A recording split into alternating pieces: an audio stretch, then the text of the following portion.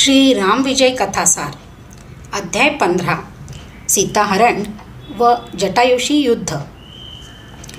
आपले मंत्री त्रिशिरा, खर, दूषण व 14 सहस्त्र राक्षस रामाने मारल्याचे वृत्त रावणाने ऐकले। आपली बहीण शूर्पणखा हिची केलेली विटंबना प्रत्यक्ष डोळ्यांनी पाहिली आणि तो संचित झाला। रामाचे पारिपत्य कसे करावे याचा मनातल्या मनात एकसारखा तो विचार करू लागला। त्याने काही एक निश्चित विचार मनाशी ठरविला। मग स्वतःच मारीच्या सदनात गेला। मारीच्याने त्याचे अतिशय आदराने स्वागत केले। रावण त्याला म्हणाला, मारीच्या, राम पंचवटीस वास्तव्यास आलेला आहे। मी तुला एक चांगली युक्ती सांगतो, ती तू कर, मला मदत कर। मी पंचवटीहून सीतेला पळवून आणणार आहे। त्यासाठी तू असे कर, एका सुंदर हरिणाचे रूप घे, पंचवटीत रामाच्या आश्रमाच्या जवळ फिरत राहा। तुला पाहून सीतेला मोह पडला पाहिजे, मग ती रामाला तुला पकडून आणण्यासाठी बाहेर पाठवेल। रामाला तू जर आश्रमातून दूर भुलवून नेलेस तर मी कपट वेशाने सीतेला आश्रमातून पळवून आणेन। रावणाचे बोलणे ऐकून मारीच्याला मूर्छाच आली। त्याची भीतीने फार वाईट अवस्था झाली होती। रावणाने काही उपाय करून त्याला सावध केले। तेव्हा मारीच त्याला म्हणाला, रावणा, तुला कुठून रे ही असली विपरीत बुद्धी सुचली? अरे, तुझे परम दैवत असलेला शंकर तो सुद्धा या रामाचे ध्यान करतो। अजूनही विवेक धर, आपले आयुष्य सत्कारणे लाव। राम हा स्वतः मानव रूपातील आदिनारायणच आहे। त्याच्यापुढे तुझे असे काहीच चालणार नाही। सीता स्वयंवरात जे प्रचंड शिवधनुष्य तुझ्या अंगावर पडले ते त्यानेच उचलले व तुला मृत्यूच्या दाढेतून वाचविले, आठवते का?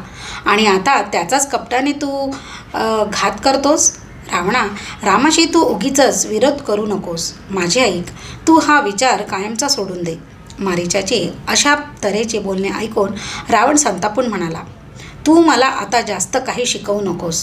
रामाशी माझ्या पुढे काय पाड? मी युद्धात देवांचा पराभव केला हे तुला माहीतच नाही आहे।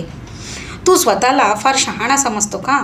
असे म्हणून रावणाने शस्त्राला हात घातला व तो मारीच्यालाच मारण्यास धावला। रावणा, थांब थांब, मला मारू नकोस। तुझ्या हातून असे मरण्यापेक्षा मी रामाच्या हातूनच मेलेला बरा, निदान त्यामुळे मला मुक्ती तरी मिळेल। मारीच घाबरून म्हणाला। मग ते दोघे पंचवटीपर्यंत गेले। रावणाने अगदी हुबेहूब साधूचा वेश घेतला। मारीच्याने सोनेरी रंगाच्या सुंदर हरिणाचे रूप घेतले। रावण दूर उभा राहिला। मारीच रामाच्या आश्रमाजवळ गेला। सीतेने व रामाने त्याला पाहिले। इतका सुंदर हरिण त्यांनी पाहिलाच नव्हता कधी। आपल्या पर्णकोटीमधून त्या सुंदर हरिणाला पाहून सीता म्हणाली, हे नाथ, याला पकडून आणा ना। त्याची कातडे किती सुंदर आहे हो। मी यांची कांचोळी शिवीन। आता अयोध्येत जाण्याला कितीसे दिवस उरले आहेत? 6 महिने। माझा एवढा एकच हट्ट आहे, तेवढा पुरा करा ना। मग राम आनंदाने लक्ष्मणाला हाक मारून म्हणाला, लक्ष्मणा, मी बाहेर जाऊन ते चमत्कारिक हरिण पकडून आणतो। तू आश्रमात राहा आणि सीतेचे रक्षण कर। लक्ष्मण लगेच येऊन हातात धनुष्यबाण सरसावून आश्रमाच्या दारात उभा राहिला। राम धनुष्यबाण घेऊन मृगाचा पाठलाग करीत निघाला। मृग नदीच्या पूर्वेस अतिशय वेगाने पळाला। पुष्कळ दूर जाऊन तो शेवटी रामाच्या बाणाला बळी पडला। मरता मरता तो मारीचला राक्षसच स्वतःचे रूप घेऊन मरण पावला। ते पाहताच राम चकित झाला। त्याला काय करावे हेच सुचेना। तो परत निघाला। इकडे लक्ष्मण आश्रमात सीतेच्या रक्षणासाठी उभा आहे असे पाहून रावणाने रामासारखा आवाज काढून, हाय लक्ष्मणा, धाव धाव असा धावा केला। तो ऐकताच सीतेला वाटले रामावर काहीतरी संकट आले आहे। ती लक्ष्मणाला सांगू लागली, भाऊजी जा हो, त्यांच्या मदतीला जा। तेवढ्यात पुन्हा आवाज आला, सौमित्रा, अरे प्राण संकटात आहेत, भावाशिवाय कोण मदत करणार मला? ये, मला सोडव। तो आवाज ऐकताच सीता घाबरली। लक्ष्मणाला वारंवार वनात जा, रामाला सोडवा असे ती म्हणू लागली। तेव्हा लक्ष्मण म्हणाला, वहिनी, हा आवाज रामाचा नाही, हा राक्षसाचा आवाज आहे। ते अत्यंत कपटी आहेत। मला इथून घालवून देऊन तुला एकटी पाडण्यासाठीच हे खोटे आवाज काढीत आहेत। राम साक्षात विष्णू आहे, त्याला कशापासूनही भय नाही। तू अजिबात घाबरू नकोस। सीतेला लक्ष्मणाचा फारच राग आला। ती म्हणाली, तुमचे बंधुप्रेम कळले की हो भाऊजी। माझी अभिलाषा मनात धरूनच वनात आलेले दिसता। माझा पती राक्षसांनी मारला तर तुमचे आयतेच फावले म्हणायचे. त्याच्यासमोर मात्र मला माते माते म्हणता, जगन्माता म्हणता. कैकेयीने तुम्हाला नक्कीच माझ्या पतीचा घात करण्यासाठीच पाठविले असणार. तुम्ही यांचे सावत्रच भाऊ ना, म्हणजे गुप्त शत्रूच. तुमचे काळे तोंड घेऊन जा इथून, नाहीतर मी प्राणत्याग करीन. त्यांच्या एवढ्या आर्त आरोळ्या ऐकूनही अजून मला तुम्हाला इथे उभे तरी कसे राहवते. जा, लवकर जा.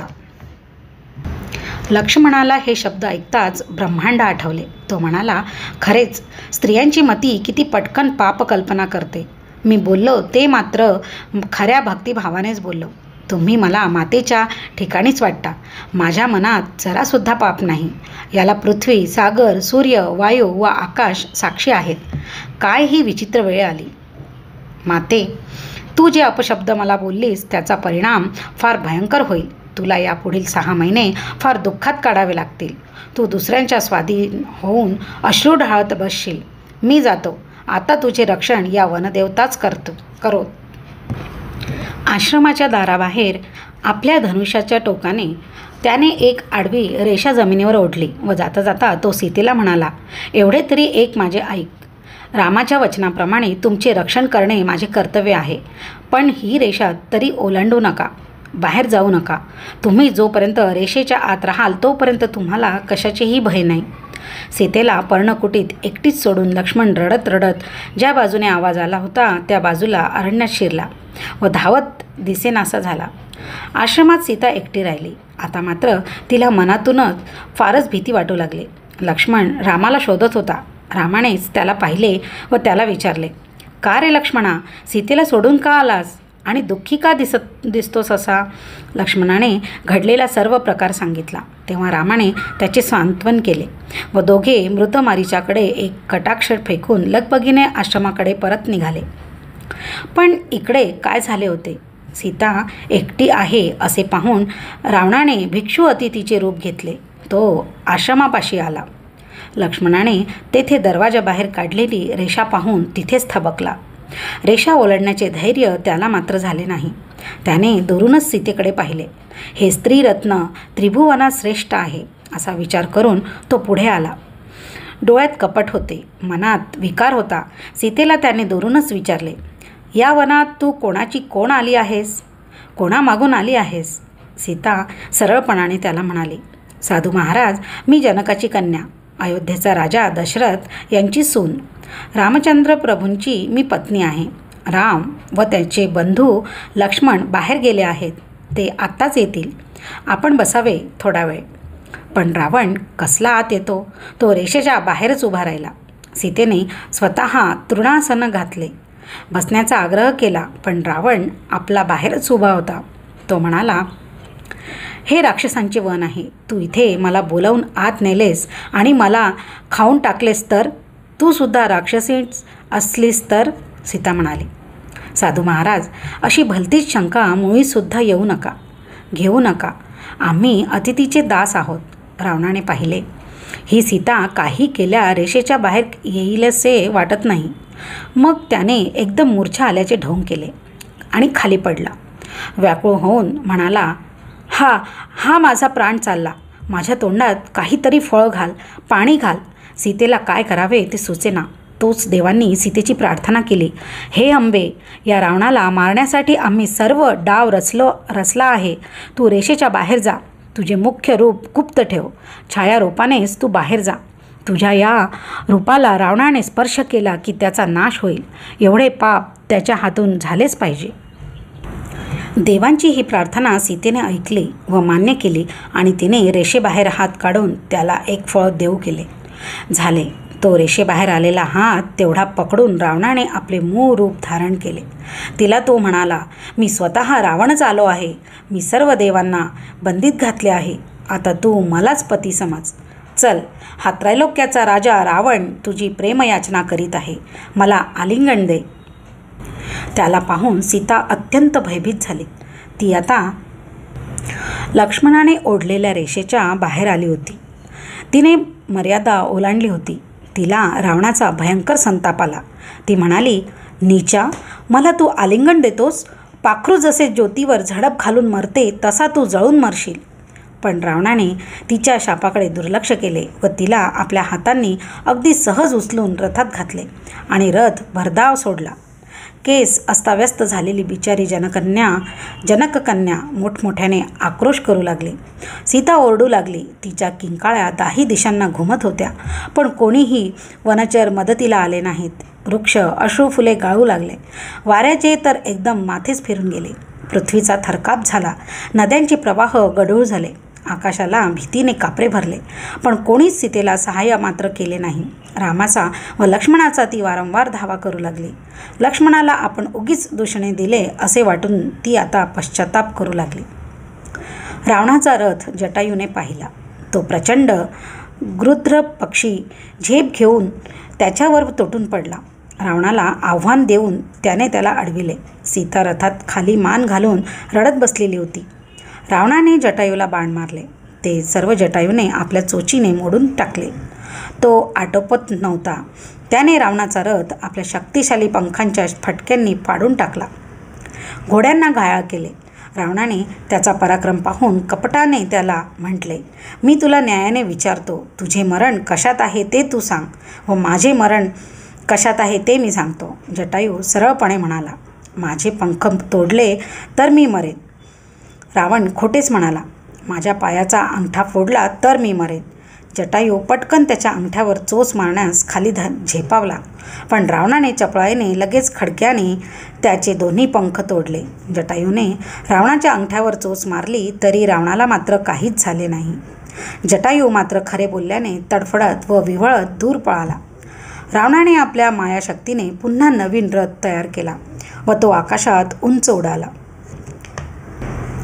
सीतेला त्याने दक्षिण मार्गाने आकाशातून पळवून नेले. संपूर्ण घायाळ झालेला जटायू रामाची येण्याची वाट पाहत इकडे प्राण डोळ्यात आणून पडून राहिला होता. सीतेला जटायूची अत्यंत दया आली, पण रावणाच्या ताब्यात असताना ती तरी काय करणार. तिने आकाशातून खाली पाहिले. तो तिला मातंग पर्वतावर काही वानर उभे असलेले दिसले. लगबगीने तिने आपल्या अंगावरील भूषणे आपल्या वस्त्रांचा तुकडा फाडून त्यात गुंडाळून ती खाली त्या वानरांसमोर टाकली. ती हनुमंताने उचलली. भूषणे पाहून ते वानर दचकले. हनुमंताने तर तात्काळ आकाशात उड्डाण करून रावणाचा उडता रथ पकडण्याचा प्रयत्न केला, पण तो रथ केव्हाच दिसेनासा झाला. सुग्रीव, नळ, नीळ, जांबुवंत व हनुमंत या 5 वानरांनी ती भूषणे मग ते उभे असलेल्या मातंग पर्वतावरच जमिनीत पुरून ठेवली. रावणाने सीतेला आपल्या वैभवाचे व पराक्रमाचे खूप वर्णन करून सांगितले व तिला वश करण्याचा प्रयत्न केला, पण तिने त्याची फारच निर्भत्सना केली. तेव्हा रावणाने मनाशी म्हटले, काही दिवस असेच शांततेत जाऊ द्यावेत. तिचे मन स्थिर झाले की मगच ती मला वश होईल. या कामी घाई उपयोगाची नाही. या सर्व प्रकारामुळे त्याच्या मनाचा फारच क्षोभ झाला होता. त्यामुळे त्याने गंगा नदीला आपले शरीर शीतल करण्याची आज्ञा दिली. राक्षसिणींना त्याने सांगितले, तुम्ही सीतेला भयंकर भीती घालून माझ्या शय्येवर स्वेच्छेने शयन करण्यास भाग पाडा. त्या गेल्या अशोकवनात. त्रिजटा नावाच्या व भयंकर क्रूर दिसणाऱ्या राक्षसिणीच्या मताने रावणाने सीतेला राक्षसिणींच्या कडक पहाऱ्यात तेथे ठेवले होते. त्या सर्वजणी सीतेला खाऊन टाकण्याची भीती घालू लागल्या. त्यांची रूपे इतकी भयानक, ओंगळ व किळसवाणी व भेसूर होती की सीतेला त्यांच्याकडे पाहवतसुद्धा नसे. त्या आपसात म्हणत, अगं, हिच्या नरडीचा घोट घेऊया.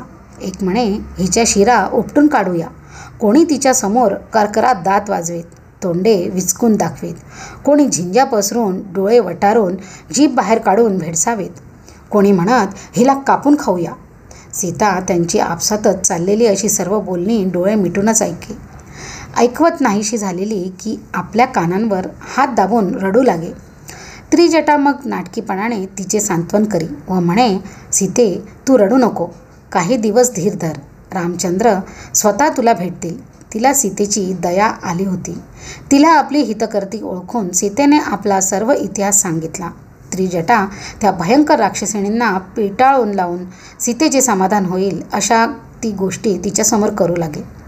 पण तिकडे पंचवटीत काय चालले होते हे बघूया पुढच्या अध्यायात. अध्याय 15 समाप्त. अध्याय 16 जानकीचा रामाकडून शोध. पंचवटीत काय घडले ते आता पाहूया. लक्ष्मण सीतेला सोडून आपल्या मागे आला हे पाहताच रामाला येणाऱ्या संकटाची शंका आली.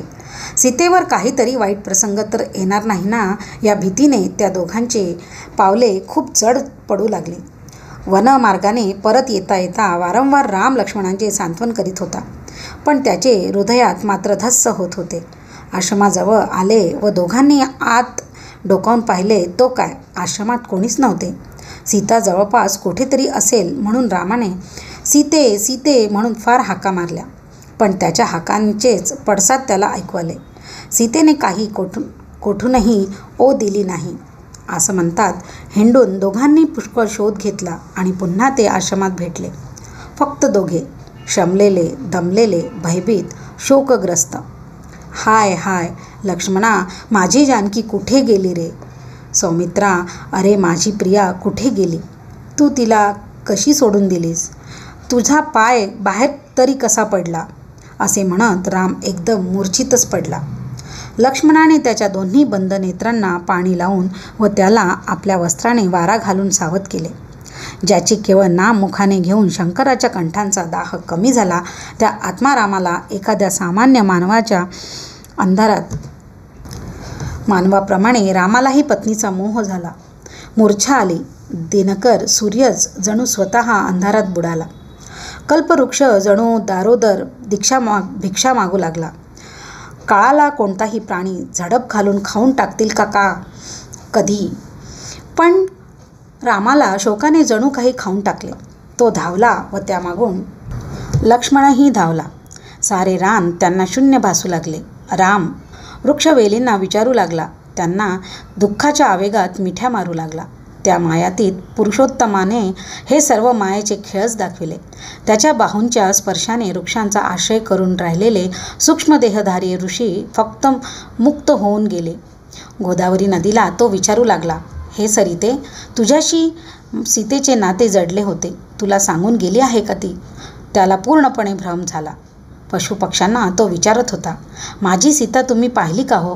तुम्ही असे माझ्यापासून दूर का पळता? मी काही बाण मारत नाही तुम्हाला. हरिणांची जोडी पाहून त्यांना तो म्हणू लागला, हरिणा, तुझी ही प्रियकरीण मात्र तुझ्याजवळ आहे, पण माझी हिरणाक्षी कुठे रे गेली? उंच उडणाऱ्या विहंगमा, सांग ना, सीता आकाशातून कुठे गेली का रे? लक्ष्मणा, तो सूर्य मावतोय का? अरे तो बघ, तो चालला, त्याला तरी तू विचार ना. पश्चिमेला जातोस तर तिकडे माझी सीता दिसली का? तर पाठवून दे, वाऱ्याबरोबर तरी पाठवून दे. रात्र झाली तरी ते दोघे रडत रडत हिंडत होते. चंद्राला दोष देत होते. त्याचे शीतल चांदणे आता रामाला सहन होत नव्हते. लक्ष्मण मग रामाला म्हणाला, आपण अगस्तींच्या आश्रमात जाऊ.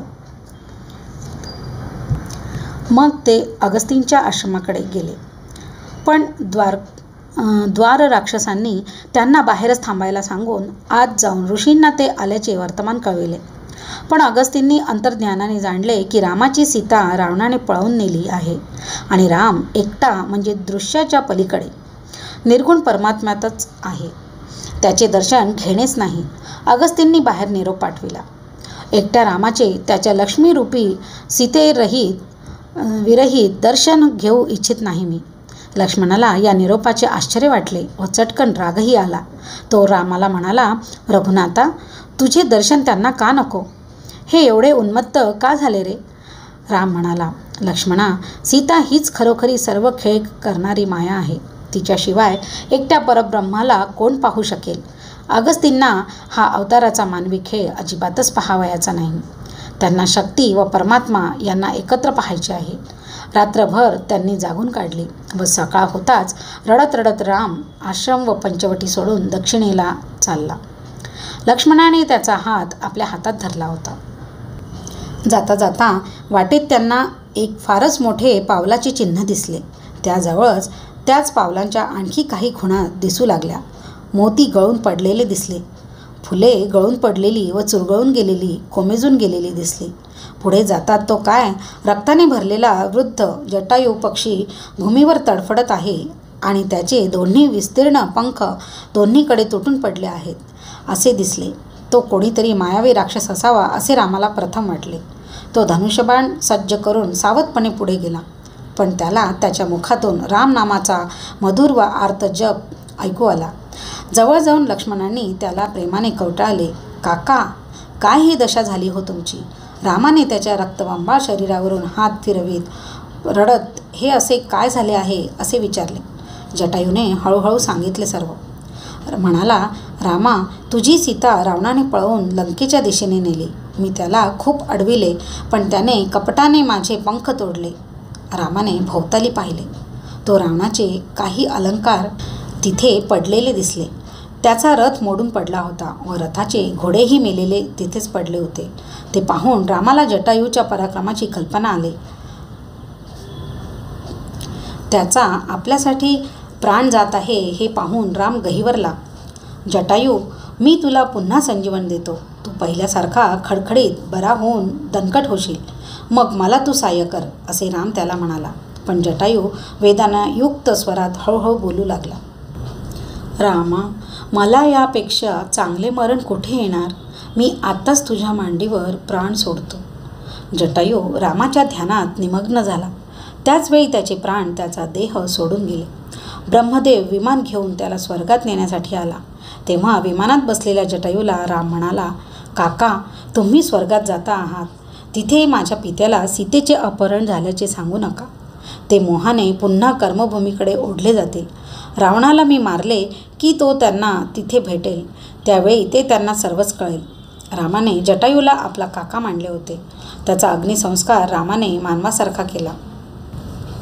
पुढे दक्षिण दिशेने राम लक्ष्मण चालले. सीतेचा शोध घेता घेता त्यांच्या अश्रूंचे नद्यांचे उगम झाले. जागोजागी रामाने शिवलिंगाची स्थापना केली. होता होता शोध घेता घेता ते मयूर पर्वतावर आले.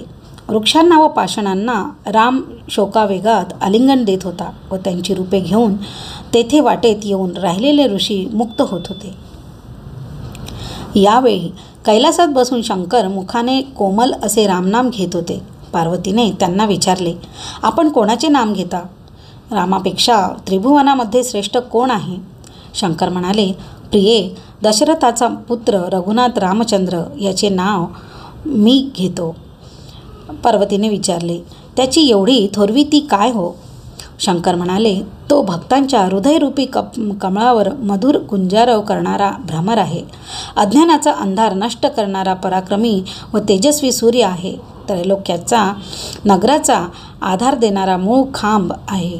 तो सर्व वेदांचे फल आहे. जगाचा निर्मिताचा अंकुर ज्यातून उपजतो तो मूळकंद राम आहे. जनकाचा जामात यज्ञरक्षण करणारा भवसागरातील नौका असा तो राम आहे.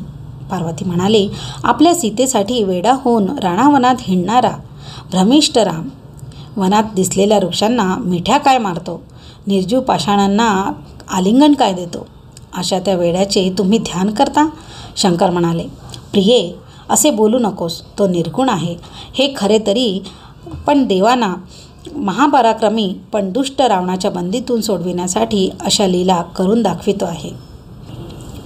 तुम्ही त्याचा एवढा महिमा सांगता, पण तो फसेल पहा. मी त्याला सीतेच्या रूपात भेटून त्याची परीक्षाच पाहते. पार्वती म्हणाले. शंकर म्हणाले, तू असे करण्यासाठी जाऊ नये हेच बरे. उगीच स्वतःची फजिती मात्र करून घेशील. परंतु शंकराचे न ऐकता पार्वतीने सीतेचे रूप धारण केले व ती रामलक्ष्मणांच्या प्रवासाच्या मार्गात येऊन उभी राहिली. ते दोघे सीतेला हाक मारीत येत होते. तिथे पटकन रामाला दिसेल अशा ठिकाणी उभी राहून तिने म्हटले, नाथ, मी आले पहा. मी सीता आहे तुमची. वृक्षांना नका आता विचारू, वेलींना नका आता विचारू, नद्यांनासुद्धा नका विचारू. परंतु रामाने मात्र तिच्याकडे ढुंकूनही पाहिले नाही. लक्ष्मणाला वाटले, खरीच सीता रावणाच्या हातून सुटून आली आहे. तो रामाला म्हणाला, रामचंद्रा, ही सीताच आली आहे. सावध हो रामा, सावध हो. पण राम लक्ष्मणाचे न ऐकताच मुख वळवून पुढेच निघून गेला. सीतेचे रूप घेतलेल्या अत्यंत सौंदर्यवती पार्वतीकडे पाहून देवांनासुद्धा भूल पडली व ती सीता आहे असे ते रामाला सांगू लागले. पण राम म्हणाला, देवांनो, तुम्ही सगळेच्या सगळे जगदंबेच्या मायेने फसलात ना. अहो, ती तर साक्षात भवानी आहे. माझी परीक्षा घ्यायला रूप बदलून ती इथे आली आहे. कैलासावर शिवाजवळ पण करून ती इथे आली आहे. लक्ष्मणा, शिवपार्वतीचा आत्ताच कैलासावर वादविवाद झाला. ती म्हणाली, राम सीतेसाठी वेडा झालाय. मी सीतेचे रूप घेऊन गेली आणि त्याला फसविते. पण लक्ष्मणा, मी असा काय फसेन? त्याचे हे अचूक बोलणे ऐकताच पार्वतीसुद्धा चकित झाली. आपले रूप धारण करून आता ती रामापुढे प्रकट झाली. रामा, तू धन्य आहेस. माझे नाथ तुझे सारखे ध्यान का करतात, तुझे नाव का घेतात हे मला आत्ता कळले. तुला माझा आशीर्वाद आहे. राम म्हणाला, माते, माझ्या दुःखात भर घालायला आपल्या पतीचे वचन मोडून का बरे आलेस? ती म्हणाली, तू वृक्षांना व दगडांना अशा रीतीने भ्रमिष्ठासारखा सीते सीते म्हणून का आलिंगन देतोस ते काही केल्या मला कळले नाही. राम म्हणाला, तुझ्या हृदयात माझ्याविषयी या क्षणी थोडासा संशय आहे, खरे ना? मी काही सांगितले तरीसुद्धा तुझा अजिबात विश्वास बसणार नाही. म्हणूनच या प्रश्नाचे उत्तर तू कैलासनाथालाच जाऊन विचार. पार्वती म्हणाली, तू व माझे नाथ तुम्ही एकमेकांची सगळी रहस्ये जाणता. आकाशाला वायू व वायूला आकाश असे चांगले ओळखते तसे तुम्ही दोघे आहात. मी तुला शरण आले आहे. कृपा करून तूच मला रहस्य सांग. राम म्हणाला, तुझ्या दैवी दृष्टीने पहा. हे वृक्ष, हे शिलाखंड खरोखरीचे शापित किंवा रूप बदललेले महर्षी आहेत. मी त्यांना प्रेमाने भेटतो व त्यामुळे ते कैवल्य पदाला पोहोचतात. ते दिव्य तपस्वी पाहून पार्वती आनंदित झाली. तिने रामाला आशीर्वाद दिला, तू लवकरच लंकेत जाऊन तेथे रावणाचा वध करून सीतेला सोडवशील. मी मात्र आता या ठिकाणीच माझ्या अंशाने वास्तव्य करीन आणि तुळजापूर म्हणून जे भवानीचे प्रसिद्ध तीर्थस्थान आहे तिथे तीच राहिली आहे. श्रोतेजन हो, रामाचा महिमा काय वर्णावा. ज्याला मूळ माया पार्वतीही भूल पाडू शकली नाही. त्याने सामान्यांसारख्या अशा मानवी लीला दाखविण्यासाठी सीतेसाठी मात्र शोक केला. आता समजले ना तुला मी रामनाम का घेतो ते? राम हाच माझा आदर्श पुरुष आहे. रामाचा आदर्श पुढे ठेवून मनुष्य मात्रांची उन्नती करावी यासाठी मी त्याचे ध्यान करतो. जे सदैव माझे ध्यान करतात ते रामासारखेच मर्यादा पुरुषोत्तम व्हावेत. हाच माझा संकल्प आहे. कैलासनाथ शंकरप्रिय पार्वतीला नंतर ध्यानाचे रहस्य समजावून सांगू लागले. अशा तऱ्हेने पार्वतीचा गर्व नष्ट झाला. पुढे जाताना एके ठिकाणी राम कृष्णावेणी नदीत स्नान करण्यास उतरला. त्यावेळी आश्चर्य असे झाले की राम सावळ्या वर्णाचा व ते नदीचे पाणीही कृष्णवर्ण. त्यात जेव्हा राम शिरला तेव्हा तो दिसेनासाच झाला. लक्ष्मणाला वाटले, आता राम या नदीच्या जळात विरघळून गेला की काय. तो कावराबावरा झाला. थोडा वेळ राम पाण्यामधून बाहेर येण्याची वाट पाहू लागला. तरीही राम येईना. मग मात्र एकदम लक्ष्मणाचा धीर सुटला. तो जमिनीवर लोळण घेऊन रडू लागला. मग त्याला राग येऊन तो कृष्णेचे पाणी आटवण्यासाठी धनुष्य बाण घेऊन नदीवर बाण मारू लागला. तेवढ्यात राम बाहेर आला व त्याने लक्ष्मणाला प्रेमभराने आपल्या पोटाशी धरले. राम लक्ष्मणाचे असे एकमेकांवर नितांत प्रेम होते. त्या जागी रामाने शंकराची स्थापना केली. पुढे राम लक्ष्मण जात असता त्या रानात कबंध नावाचा एक राक्षस होता. त्याला फक्त 2 हात होते, नुसते धड आणि 2 हात. डोके होते ते पोटात. 2 हात मात्र कोस कोस लांबीचे होते. राम लक्ष्मण या हातांच्या तडाख्यात सापडले. मात्र त्या राक्षसाने रामाला पटकन उचलले व कोसभर अंतरावरून जवळ ओढले. मग रामाने बाण मारून त्याचे दोन्ही हात तोडून टाकले. स्वतःची व लक्ष्मणाची सुटका केली. पण चमत्कार असा झाला की कबंध म्हणजे केवळ धड असलेला तो राक्षस तत्काळ मेला. त्याच्या शरीरातून तेथे एक दिव्य देहधारी ऋषी आकाशात प्रकट झाला. तो पुढे होऊन रामाच्या पाया पडला व रामाचे गुणगान करू लागला.